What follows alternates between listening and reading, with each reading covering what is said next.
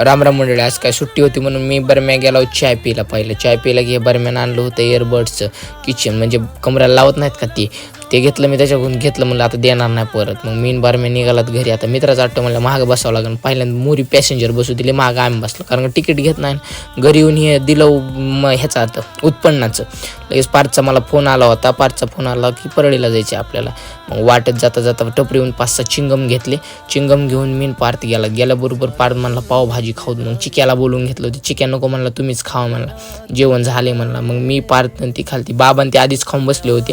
मग आम्ही दोघांनी खाल्लं. ठरल्याप्रमाणे लगेच कोण बी लगेच दिला बा आम्हाला पार्कनं घेऊन. पार्कनं गेलं की मग बाबाकडे होती आईस्क्रीम. बाबांना आईस्क्रीम चालली की कुस्त्या बघायला गेलात. कुस्त्या बघायला गेलात की लगेच तिथल्या कुस्त्या झाल्या की कुस्त्या बघत लय टाईम झाला. तर पार 5-6 वाजले आम्हाला. 3ला थांबलो होतो. लगे म्हैशीचा सौदा बघितला की संध्याकाळी घरी आलो. जेवण तर काय करायचं नव्हतं, तसंच झोपलो.